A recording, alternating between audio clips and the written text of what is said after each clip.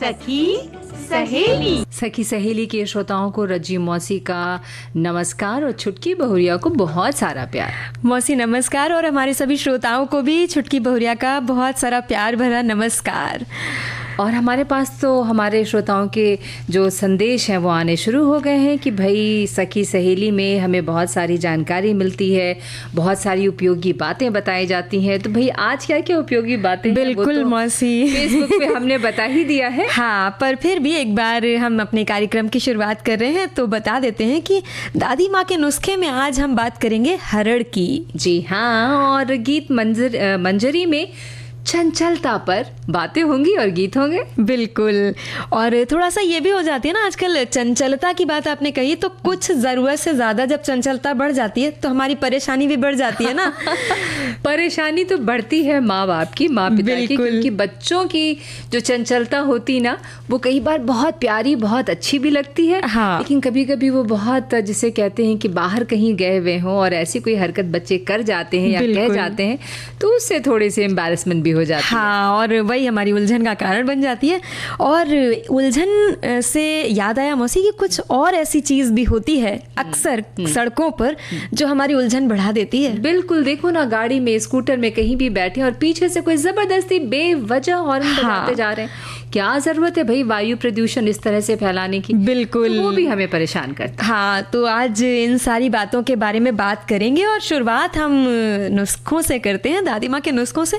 तो क्या कहती हैं, बताइए, मतलब हरड़ के फायदों पे चर्चा की जाए। बिल्कुल, हरड़ जिसे कई बार हरितकी भी कहते हैं, त्रिफला के 3 फलों में से एक है और एक बहुत ही बेहतरीन औषधि है। विशेष रूप से इसके इस्तेमाल से वात, पित्त और कफ दोष को ठीक करने में बहुत मदद मिलती है। जी हाँ मौसी, बिल्कुल। और इसके अलावा तो हरड़ के इस्तेमाल से भूख भी खुलती है। ऐसा भी कहा जाता है कि आँखों को फ़ायदा होता है, शरीर को ताकत मिलती है, जिससे उम्र में भी जो है बढ़ोतरी होती है। मतलब ज़्यादा उम्र के नहीं दिखने लगेंगे, हमारी उम्र बढ़ती है। हाँ बिल्कुल बिल्कुल। तो और सिर्फ इतना ही नहीं, हरड़ मधुमेह, कफ, सूजन, कुष्ठ, कृमि रोग की या फिर पेट की बीमारियां हो, स्वरभंग हो, हिचकी हो, थकान हो, गले की बीमारी जैसी परेशानियों को भी दूर करने में मददगार साबित होता है। हाँ, और क्या, तभी ना तो मतलब पुराने समय से तरह तरह से दादी नानी के नुस्खों में इनको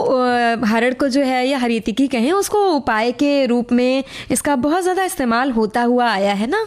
हाँ वैसे तो है, पर अच्छी हरड़ की पहचान होनी भी छुटकी बहुरिया बहुत ज़रूरी है अगर उससे पूरा लाभ लेना है तो। ये बात तो बहुत आपने मतलब बहुत ज़रूरी बात का एकदम मुद्दा उठाया है। और ये सच है कि अगर हम सामान जो भी इस्तेमाल कर रहे हैं, चाहे वो नुस्खे में चाहे दवा में, तो उसका विशेष रूप से उसका अच्छा होना बहुत ज़्यादा ज़रूरी है ताकि उससे पूरा लाभ लिया जा सके। तो अच्छी हरड़ की पहचान ये है कि वो गोल, थोड़ी भारी सी, गुड़ के जैसा टूटने वाली होती है और अगर उसको पानी में डालकर देखें तो वो डूब जाती है। और विशेष रूप से लाल रंग की जो हरड़ होती है उसको अच्छा माना जाता है। बिल्कुल। और तो भाई अच्छी हरड़ की जांच, परख और पहचान तो हमने बता दी है। अब ज़रा फ़ायदों की भी बात कर लेते हैं। हमारे श्रोताओं ने भी हमें बहुत सारे जो हैं वो संदेश के ज़रिए ये लिखकर बताया है कि भाई हरड़ किस तरह से उपयोगी है। एक श्रोता लिखती हैं कि हरड़ का एंटीबैक्टीरियल और एंटीबायोटिक गुण अस्थमा को रोकने में मदद करता है। ये सामान्य सर्दी, खांसी और फ्लू, अस्थमा आदि जैसी विभिन्न श्वसन समस्याओं के इलाज में उच्च महत्व रखता है। ये कफ को पतला और ढीला भी करता है और इसे बाहर निकालने में मदद करता है। ये गर्म तासीर की होती है और सावधानी पूर्वक इसका उपयोग करना चाहिए। जी हाँ बिल्कुल। और वैसे ना मौसी, आजकल हर इंसान देखिए तनाव से घिरा हुआ है। थोड़ा सा भी काम होता है या कुछ भी होता है, मतलब आम जिंदगी में इतनी परेशानियां, इतनी कश्मकश चलती रहती है। तो ऐसे में सिर दर्द होना तो बिल्कुल आम बात हो गई है। हाँ, और सिर दर्द में अगर हरड़ की गुठली को पानी के साथ अच्छे से पीसकर सिर पर लेप लगाया जाए तो काफी आराम मिलता है। वैसे अगर पूरा पूरा दिन अक्सर कंप्यूटर पर काम करने से जिन लोगों की आंखों में जलन और दर्द होता है ना, तो वो पूरी रात पानी में भीगी हुई हरड़ को अगर सुबह छान कर इसके पानी से आंख धोएं तो आंखों में ठंडक आती है और जलन में आराम मिलता है। इसके अलावा आंखों से जुड़ी एक बड़ी परेशानी है मोतियाबिंद, जो उम्र बढ़ने पर ज्यादातर लोगों में पाई जाती है या हो जाती है। ये हाँ, तो ऐसी परेशानी पानी में हरड़ को पानी में 3 पहर तक भिगोकर रखें और फिर इसे घिसकर आंखों के ऊपर लगाने से मोतियाबिंद की समस्या में आराम मिलता है। हाँ। और हमारे एक श्रोता ने भी ऐसा ही लिखा है, मतलब ये संदेश उन्होंने भी भेजा है इस बारे में। और एक लिख के भेजती हैं कि भाई मुंह की बीमारी में हरड़ है हितकारी, गले और मुंह से जुड़ी समस्याओं में भी हरड़ के फायदे सामने आते हैं। हरड़ के को देखें या हरड़ के आकार के फायदे तब पता चल जाते हैं जब आप इसे ऐसी ही चुनौती में इस्तेमाल करते हैं। 20 से 40 प्लास्टिक का हरड़ के काढ़े में 3 से 12 शाकाहारी पानी से गले के दर्द में आराम मिलता है। ये शाकाहारी मुझे बीच में समझ में नहीं आया, लेकिन आगे लिखा है कि नियमित रूप से हर्ट केशों का मंजन करने से दांत साफ रहते हैं, जो हमें हरितकी केशों के फायदों के बारे में बताते हैं। और एक चीज़ और लिखी है कि 10 ग्राम हरड़ को आधा किलो पानी में नमक और उसके बाद इस काढ़े में फिटकरी मिलाकर गरारे करने से बहुत ही कम समय में मुंह और गले से पानी बंद हो जाता है। और थोड़ा सा मुझे लगता है वो जो टाइपिंग एरर वही समझ में आ रही है, क्योंकि थोड़ा इधर उधर हो रहे हैं शब्द। खैर, ये शब्दों का खेल और चलता रहता है जब टाइप करते हैं तो। लेकिन अगर आंख से पानी आता है तो हरड़ की छाल को अच्छे से पीसकर आंखों के ऊपर, यानी कि जो पलकें हमारी होती हैं उनके ऊपर लगाने से काफी आराम मिलता है और इससे आंखों से पानी आना जो है वो बंद हो जाता है। उन्होंने भी कुछ ऐसी बता रही थी। हाँ, ऐसा ही कुछ बता रही थी। खाना खाने से पहले रोज 3 ग्राम हरड़ का चूर्ण जो है उसमें 3 ग्राम मुनक्के के पेस्ट को मिला दें। मिश्री या शहद ले लें या चीनी में मिलाकर खाने से भी मोतियाबिंद में बहुत आराम मिलता है। हाँ, और सिर्फ आँख ही नहीं मौसी, मुंह और गले से जुड़ी, जैसे हमारे अभी श्रोता बता रहे थे, उसमें भी काफ़ी हरड़ के फायदे होते हैं। तो मतलब इन सब चीज़ों में 20 से 40 मिलीलीटर अगर हरड़ के काढ़े को 3 से 12 मिलीग्राम शहद में मिलाकर पीने से गले में अगर दर्द हो रहा है तो काफ़ी आराम मिल जाता है। और 2 से 5 ग्राम हरड़ के चूर्ण का रोज़ अगर आप सेवन करें तो कब्ज़ में भी राहत मिलती है। और हमारे एक श्रोता लिखकर भेजती हैं कि हरड़ बड़े काम की औषधि है। बच्चों को घिसकर दूध के साथ देने से पेट दर्द ठीक होता है। बड़े भी ले सकते हैं। त्रिफला हरड़ के बगैर नहीं बनता है, जो कि पेट और आंखों के लिए अच्छा होता है। बिल्कुल। और हमारे एक और श्रोता ने मतलब ये भी लिखा है कि अभी तक हम लोग जितनी चर्चा कर रहे हैं वो बड़ों के लिए, लेकिन बच्चों के लिए उन्होंने लिख के भेजा है कि हरड़ जो है बड़े काम की औषधि है। बच्चों को दूध के साथ घिस कर देने से पेट में दर्द अगर उनके हो रहा होता है तो आराम मिलता है। हालांकि इन्होंने ये भी लिखा है कि बड़े भी इसको ले सकते हैं। हाँ, और देखो ना, ये एक और श्रोता ने क्या लिखकर भेजा है, उसे भी बताओ। छोटी हरड़ हाजमे के लिए बहुत फायदेमंद होती है। प्रायः बुकनू और हाजमे के चूर्ण में छोटी बड़ी हरड़ दोनों ही पड़ती है। एसिडिटी में एक छोटी हरड़ मुंह में दिन भर डालकर चूसते रहने से एसिडिटी कम होती है और गैस नहीं बनती है। जी हाँ, बिल्कुल। और वैसे मतलब इसका चूर्ण अगर सुबह शाम सौंठ और हरड़ को बराबर मात्रा में मिलाकर इसका चूर्ण बनाएं और 2 से 50 ग्राम तक सुबह शाम गुनगुने पानी के साथ अगर लेते हैं तो इससे पीलिया, सांस फूलना और खांसी जैसी परेशानियों में आराम मिलता है। और इसके अलावा अगर ठीक से खाना ना खाने की वजह से उल्टी आने जैसा महसूस हो रहा है तो 2 से 4 ग्राम हरड़ के चूर्ण को शहद में मिलाकर लेने से उल्टी भी बंद हो जाती है। हाँ हाँ मौसी, बिल्कुल। और भूख, कई बार ऐसा होता है ना कि सिर्फ खाना खाने के बाद की दिक्कत नहीं, कई बार हमें ऐसी भी समस्या हो जाती है कि खाना खाने का मन नहीं करता, जैसे इच्छा नहीं लगती ना, भूख नहीं लग रही है करके बहाने मारे करते हैं बच्चे भी ज्यादातर, और कभी कभी बड़ों के साथ भी ऐसा होता है। तो अगर ऐसा है तो हरड़ का मुरब्बा खाइए, बिल्कुल आराम मिलेगा।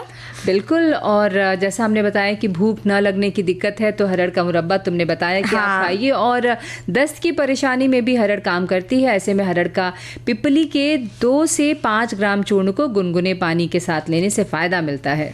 हाँ, और अगर 2 से 5 ग्राम हरड़ के चूर्ण को शहद के साथ लिया जाए तो मधुमेह को नियंत्रित करने में काफ़ी सहायता मिलती है। और इसके अलावा अगर किसी घाव को लंबा समय हो गया है और वो सूख नहीं रहा है तो हरड़ के काढ़े से धोने से घाव काफ़ी जल्दी भर जाता है। भाई, हरड़ से सिर्फ फायदे ही नहीं, कुछ कुछ नुकसान भी होते हैं। चुटकी बहुरिया, गलत तरीके से हरड़ का इस्तेमाल करने से एसिडिटी और जलन की समस्या हो जाती है। गर्भवती महिलाओं को को हरड़ का सेवन नहीं करना चाहिए और अधिक मात्रा में इस्तेमाल करने से दस्त भी हो सकते हैं। हाँ, तो मतलब ये है कि किसी भी चीज़ को एक बताया गया ना सीमा में इस्तेमाल करना, कुछ भी अधिक या कुछ भी कम मतलब कहीं ना कहीं अहितकारी हो ही जाता है। अब जो है वो समय है गीत मंजरी का और आज हम बिल्कुल। चंचलता पे गीत सुनवाने वाले हैं। हाँ। वही चंचल मन की गहराई कभी कहाँ किसी ने जानी है, लाख ज्ञान हो सही गलत का, मन करे वही जो उसने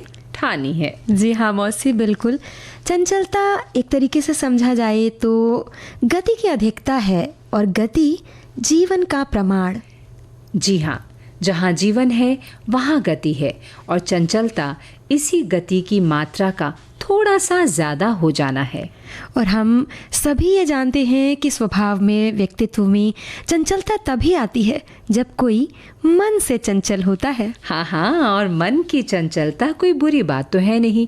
जैसे हम अभी कह रहे थे कि मन की चंचलता स्वभाव में, व्यक्तित्व में झलकती है और ये जीवन का प्रमाण है। मन की इस अवस्था में जिज्ञासा, प्रयोग, कल्पनाशीलता शामिल होती है और ऐसा देखने को मिलता भी है कि जो व्यक्ति चंचल होता है वो अलग अलग तरीकों को और अलग अलग तरीकों से नई नई चीज़ों को देखने, समझने, सीखने और खोजने की कोशिश करता है।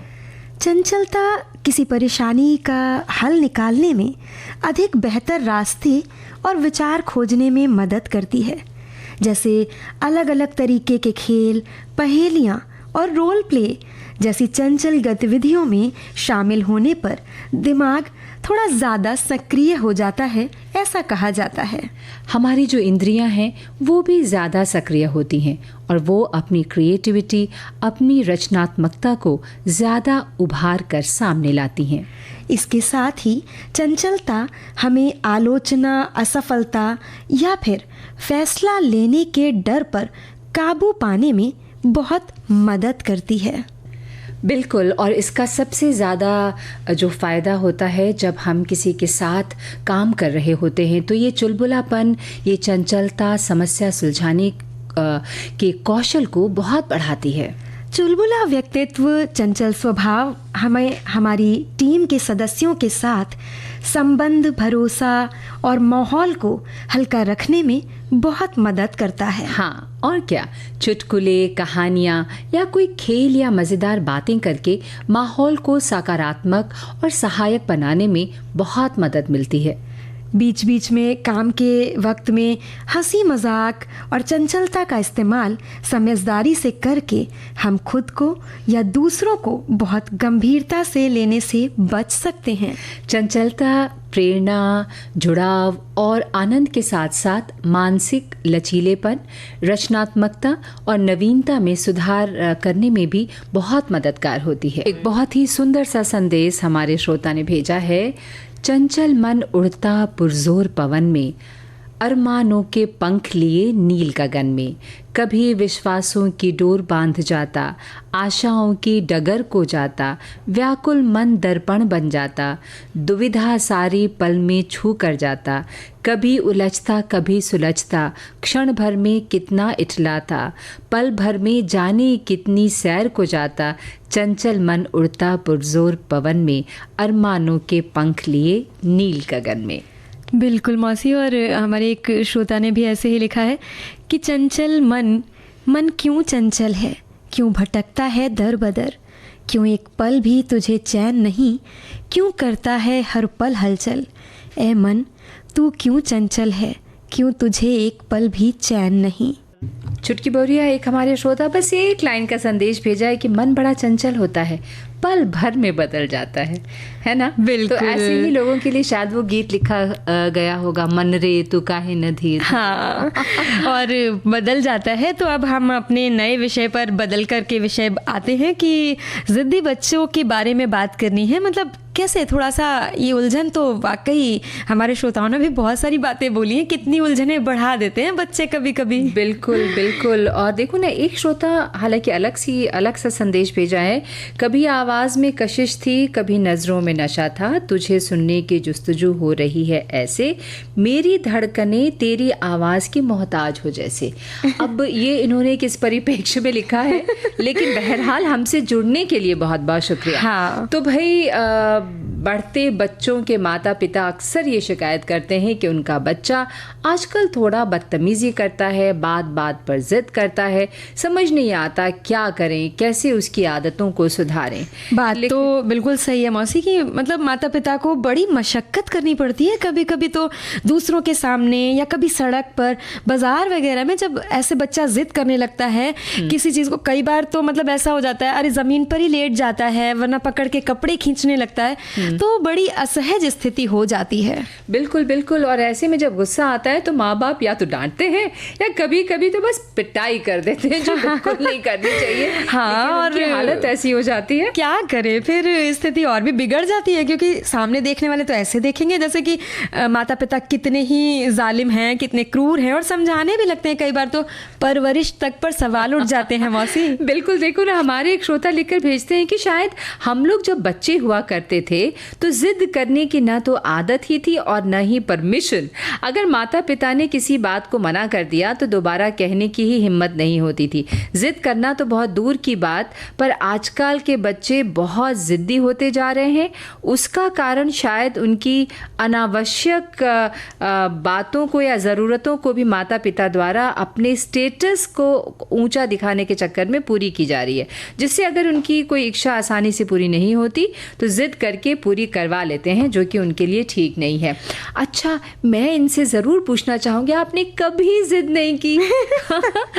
सच में। और ऐसी मतलब कभी कभी परिस्थितियाँ मौसी ऐसी हो जाती हैं कई बार कि मन थोड़ा सा दुखी हो जाता है, पर ना तो पिटाई करने से ना बहुत ज़्यादा डांटने मारने में इसमें कोई हल नहीं है। बिल्कुल। पर कुछ आदतें अपनी हम ऐसी हैं जो हमारी, क्योंकि कहते हैं ना बच्चे बड़ों को देखकर सीखते हैं, तो थोड़ी सी अपनी आदतों में थोड़े से समझबूझ में पर बदलाव ला करके हम बच्चों की शायद इन आदतों को सुधार सकते हैं। बिल्कुल। और उन्हें शांत और व्यवहार कुशल भी बना सकते हैं। और इस दिशा में जो पहला कदम है ना, वो ये कि बच्चों को समय देना बहुत ज़रूरी है। हाँ मौसी, बिल्कुल। अक्सर ये क्योंकि देखा जाता है ना कि मतलब माता पिता यदि दोनों जॉब में हैं, नौकरी में हैं, या सुबह निकल जाते हैं और शाम को या फिर रात में आते हैं, बहुत ज़्यादा व्यस्त रहते हैं, और तो फिर लौटते हैं तो खुद भी बेचारे इतने थके होते हैं, तो उनके पास बच्चों के लिए समय नहीं होता।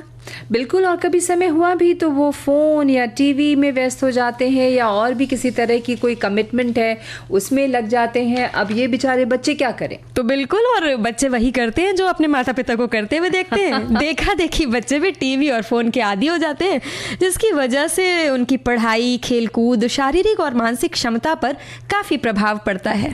बिल्कुल। और सबसे ज़्यादा व्यवहार, आदतों और भाषा पर भी टीवी और मतलब फ़ोन का काफ़ी असर देखा जाता है। और कभी कभी ये होता है कि जब बच्चा थोड़ा सा अपने आप को कहते हैं ना कि मतलब जिसको किसी का साथ नहीं हो, ऐसा इनसिक्योर सा फील करता है अपने आप में, अकेला कि हाँ, अकेलापन उसको हो जाता है कि मेरे माता पिता शायद मेरी ओर ध्यान नहीं दे रहे हैं या मुझसे प्यार नहीं करते। बिल्कुल छुटकी बहुरी। और आजकल बच्चे भी या तो एक या दो ही होते हैं। एक श्रोता ने लिखकर भेजती हैं कि जिद्दी बच्चे और उलझन, आजकल की माँ को बच्चों का पालन पोषण करना सही तरीके से नहीं आता, सारी माएँ नाराज हो जाएंगी, इसलिए बच्चे जिद्दी हो जाते हैं। अपने को फ्री रखने के लिए बच्चे को मोबाइल दे दिया जाता है, फिर बच्चे की आदत पड़ जाती है और वो बिना मोबाइल के खाना नहीं खाता और भी काम के लिए जिद करता है। कार्टून लगाकर माँ अपने आप को फ्री महसूस तो करती है, पर बच्चे को जिद्दी कर देती है। बिल्कुल। और हमारी एक और श्रोता है जिन्होंने लिखा है कि ऐसे मतलब जिद्दी बच्चे हमारी उलझन अब नहीं रहे, लेकिन उलझन रही तो है। उस समय जब हमारे बच्चे छोटे थे कहीं भी जिद कर लेते थे। दुकान में जाओ तो पहले उनकी फरमाइश पूरी करो, खिलौना लेकर ही मानते थे, चाहे एक बार खेल कर ही फेंक दें। मेहमान आते तो उनके सामने ज़रूर जिद करते, क्योंकि उन्हें पता होता था कि मम्मी अभी नहीं डांटेंगे और हमारी मजबूरी में शर्मिंदा नहीं होने के डर से हम उनकी बात मान लेते थे। शायद ये सभी मम्मियों के लिए होता है। आपके विषय की वजह से वक्त तो निकल जाता है पर यादें ताज़ा हो जाती हैं, और आजकल की जिदें तो निराली और थोड़ी ज़्यादा महंगी हैं। और देखो ना, एक श्रोता ने लिखा है कि भाई नमस्कार, मेरी बेटी जब छोटी थी बहुत जिद करती थी और सिर पटक देती। वो तब होता जब उसकी बात कोई नहीं सुनता था। एक बात बच्चों के डॉक्टर ने बताया कि बच्चे के साथ जिद आप भी मत करो और प्यार से बच्चे की हर बात मानो। हमने ऐसा ही किया। जब मेरी बेटी पढ़ती तो तब भी अपनी मर्जी से पढ़ती और आज वो अच्छे से ठीक ठाक है, जिद भी कम करती है, पढ़ती भी है और अच्छा है।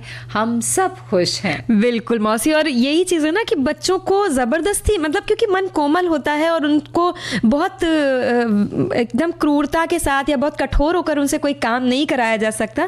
तो बस थोड़ा सा ये करें कि बच्चों की अच्छी आदतों की तारीफ करें, और सिर्फ अकेले में नहीं बल्कि दूसरों के सामने भी उनकी अच्छी आदतों की बड़ाई करें, तो उन्हें लगेगा कि ये काम हम करते हैं तो सब खुश होते हैं। बिल्कुल, और इससे फ़ायदा ये होगा कि उन्हें अच्छा काम करने की प्रेरणा मिलेगी। और इसी के उल्टा जब हम बार बार उनकी गलतियों को दूसरों के सामने बताते हैं ना, तो बच्चा मन ही मन बहुत आहत होता है। हाँ, और क्योंकि होता है ना मौसी, उसको शर्म सी महसूस होती है कि मतलब उसमें ये भावना आ जाती है कि शायद उसके माता पिता उसे प्यार नहीं करते, तो और मतलब उसको उसकी अच्छी बातों को तो ध्यान नहीं देते पर गलत बातों को सबके सामने बता देते। तो बस वो, मुझे लगता है कि वो ध्यान आकर्षित करना। हाँ, तो फिर वो मनमानी होने लगती है, मतलब बढ़ने लगती है मनमानी। बिल्कुल बिल्कुल। और बच्चों को सही समय देखकर ये ज़रूर बताएं कि उनके लिए क्या अच्छा है क्या बुरा है। हम तो यही कहेंगे कि उनकी हर जिद को पूरी ना करें, कभी कभी प्यार से तो कभी अनुशासन से उन्हें समझाने का प्रयास ज़रूर करें।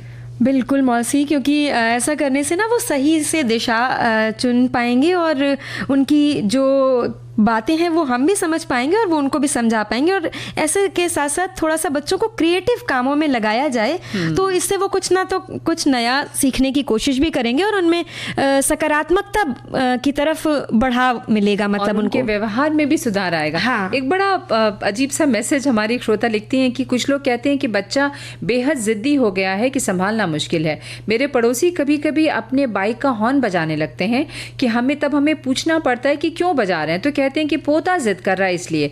थोड़ा आप लोग भी बर्दाश्त कीजिए। वाह पोता, आपका जिद नखरे संभालना आपका काम है और सारे पड़ोसियों को ध्वनि प्रदूषण से विचलित करना ये कहाँ का पड़ोसी धर्म है। बिल्कुल मौसी, ये तो सही बात है। और इस तरह से मतलब सिर्फ एक व्यक्ति नहीं, एक परिवार नहीं, अड़ोस पड़ोस के मतलब मोहल्ले वाले भी लोग परेशान होते हैं। तो ज़रूरी है कि हम थोड़ी सी चीज़ों को समझें और बच्चों को, क्योंकि वो मासूम होते हैं, उन्हें समझा कर प्यार से और अपने व्यवहार में थोड़ा सा बदलाव ला करके चीज़ों को कहीं ना कहीं सुधारा जा सकता है। बिल्कुल सुधारा जा सकता है। भाई हॉर्न की बात चली है तो कई बार लोग बाइक में हॉर्न कार का लगवा देते हैं। हमारे एक श्रोता ने लिखा है, ऐसे में जब पीछे से हॉर्न सुनाई देता है तो लोग जगह ज़्यादा दे देते हैं, फिर बगल से पतली दुबली बाइक गुजरती है, ऐसे में हादसा भी हो जाता है। इस पर भी बैन लगाना चाहिए। जिस गाड़ी में जो हॉर्न लगाया जाता है वही लगाएं। अक्सर मोहल्ले गली में भी लोग तेज़ हॉर्न बजाते हुए बेमतलब में आते हैं। घरों में सोए बुजुर्गों को बड़ी दिक्कत होती है। और एक और समस्या है कि लड़कों का ग्रुप रात में 1:30 बजे बाइक से शहर में गुजरते समय तेज़ हॉर्न बजाते हैं। कोई काम नहीं, बस मौज मस्ती, लेकिन यही हादसों को न्योता भी देते हैं।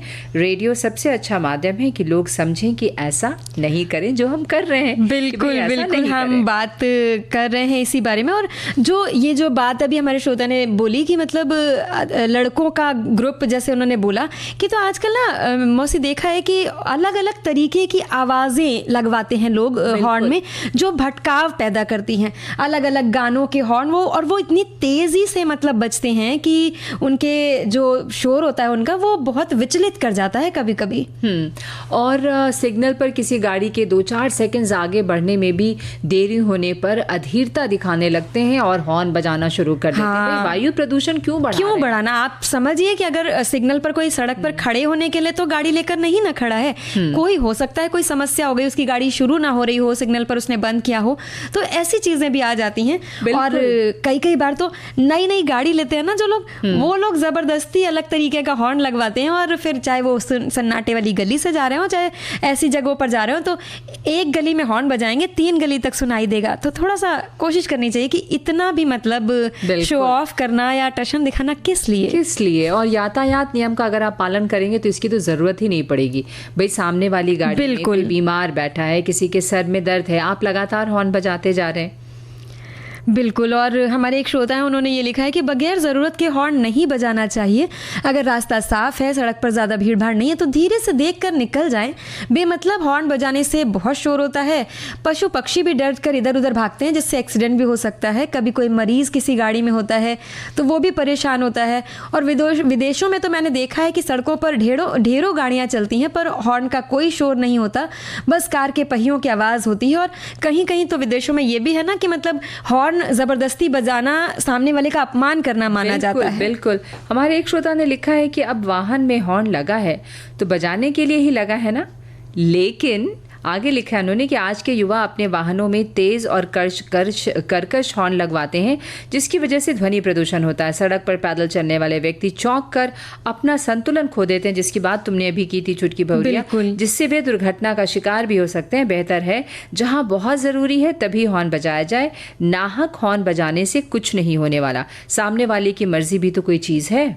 हाँ, और हमारे एक श्रोता ने इसके दुष्प्रभावों के बारे में बताया है कि कैसे मतलब लोगों को उनका ध्वनि में मतलब मस्तिष्क में थोड़ा सा संतुलन बिगड़ जाता है, जिसकी वजह से गलत तरीके से चीज़ें होती हैं। और कभी कभी अधिक ध्वनि या अचानक से तेज़ ध्वनि कान के बगल से गुजर जाने पर कई बार मस्तिष्क को भी नुकसान पहुँच जाता है। और एक और श्रोता लिखते हैं कि भाई क्या हॉर्न बजाना ज़रूरी है? भाई साहब भीड़ में है और वाहन साथ ही है, तो ऐसे में हॉर्न बजाने भर से तो भीड़ कम नहीं हो जाएगी, बिल्कुल, बल्कि शोरगुल ही होगा, जो कि ट्रैफिक पुलिस की कार्रवाई में भी बाधक हो सकता है। जनसामान्य में भी ध्वनि प्रदूषण बढ़ सकता है। ऐसे में ये भी कहा गया है कि दुर्घटना से देर भली, इसलिए हॉर्न बजाने की अपेक्षा हो रहे भीड़ नियंत्रण कार्यवाही को देखते हुए आगे बढ़ना चाहिए। बिल्कुल। और कभी कभी ना मौसी, गाड़ी बैक करने के लिए भी लोग अलग तरीके का हॉर्न लगवा लेते हैं। मतलब गाड़ी बैक होते समय आसपास के लोग जितनी देर तक गाड़ी पीछे जाएगी उतनी देर तक उनको वो हॉर्न की आवाज़ें बर्दाश्त करनी पड़ती हैं। तो मतलब कभी कभी ज़रूरत से ज़्यादा हो जाता है और ये सहन शक्ति से बाहर भी हो जाता है। बिल्कुल। मुझे लगता है कि इन सारी चीज़ों से लोगों को अपने आप को बचाना चाहिए। और एक और श्रोता का एक संदेश है कि भारत जैसे देश में हॉर्न किसी गाड़ी के लिए उतना ही ज़रूरी माना जाता है जितना कि ब्रेक। यहाँ लोगों की मानसिकता ही है कि अगर आपको दुर्घटना से बचना है तो हॉर्न बजाना सबसे ज़रूरी है।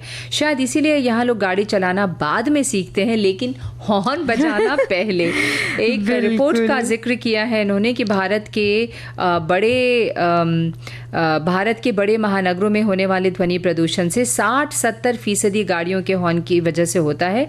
गाड़ियों के तेज हॉर्न से पैदा होने वाला ध्वनि प्रदूषण स्वास्थ्य के लिए बहुत हानिकारक है और इसकी वजह से ही चिड़चिड़ापन, हाई ब्लड प्रेशर और कई बार तो दिल की बीमारी के भी बढ़ने का खतरा रहता है। और इतना ही नहीं, गाड़ियों की तेज ध्वनि आपको बहरा भी बनाती। बिल्कुल सही लिखा है इन्होंने। इसीलिए महानगरों में गाड़ियों के हॉर्न के शोर के बीच रहने वाले लोगों में आंशिक बहरापन पैदा हो जाता है। बिल्कुल। और एक बहुत ही मतलब थोड़ा सा पढ़ करके हंसी भी आ रही है उनका संदेश, और थोड़ा दुख भी हो रहा है कि लिख रही हैं कि हमारे शहर में तो कोई हॉर्न का भी असर नहीं होता है, जो चल रहा है वो साइड भी नहीं देता, फिर आप मजबूरी में बजाते रहो हॉर्न। सभी समझदार गाड़ियां नहीं चलाते हैं, ऐसे मेरे शहर में दिखाई देता है। तो भाई ये तो थोड़ा सा दुखदाई भी है और समझना चाहिए लोगों को। और इन्हीं सब बातों के बीच में समय हो गया है कि अब हम आपसे विदा लें। तो आज के सखी सहेली कार्यक्रम से मैं रज्जू मौसी और छुटकी बहुरिया को आज्ञा दें। नमस्कार।